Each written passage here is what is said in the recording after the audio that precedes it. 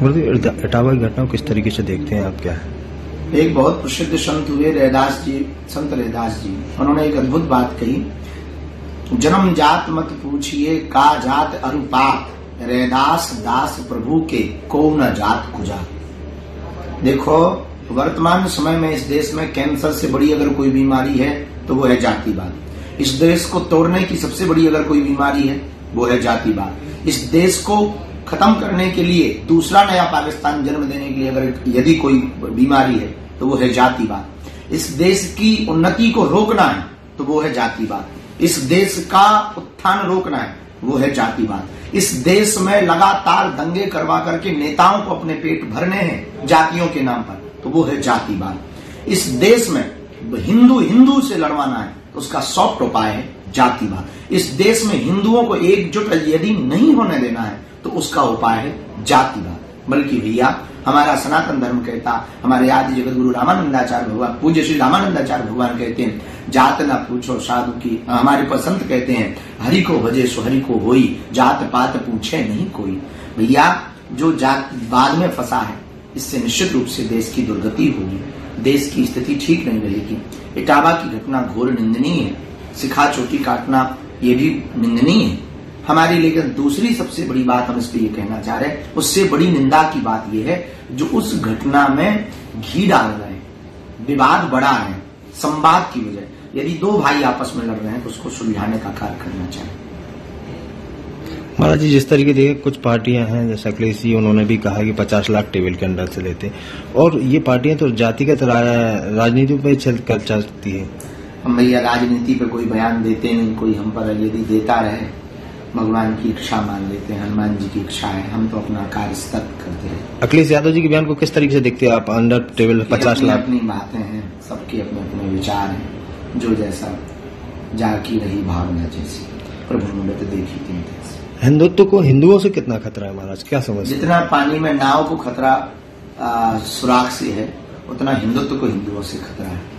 जितना पाकिस्तान में हिंदुओं से पाकिस्तान वालों को खतरा है उतना ही हिंदुओं के दो व्यवहार सेक्युलरिज्म की पीड़ा से हिंदुत्व को खतरा है। देश में अभी बहुत विचित्र स्थिति है।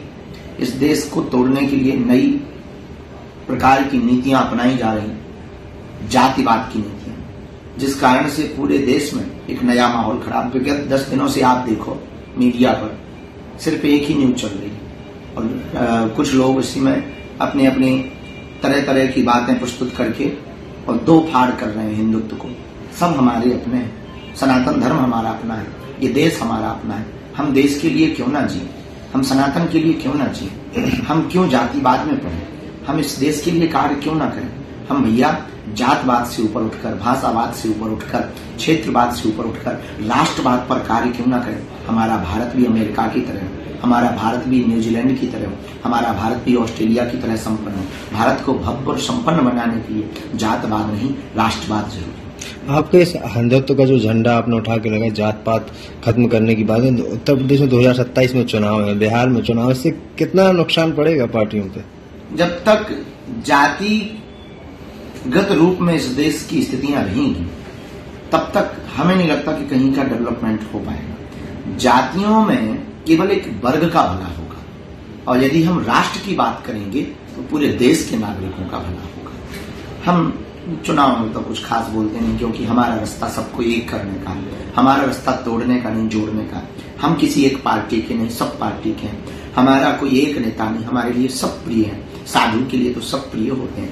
तो जो आगामी चुनाव है उनमें हम यही कहेंगे, आप सब सजग रहें, सावधान रहें, हम राष्ट्रवाद के प्रति समर्पित।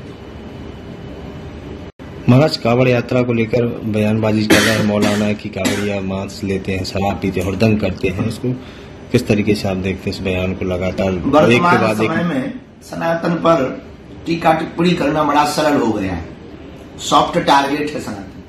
कभी भी हज यात्रा पर उंगली नहीं उठाई जाती, जकात पर उंगली नहीं उठाई जाती, रोजा पर उंगली नहीं उठाई जाती। लेकिन दीपावली आएगी तो प्रदूषण होगा, होली आएगी तो पानी बर्बाद होगा, और अब कांवड़ यात्रा होगी तो तरह तरह की बातें।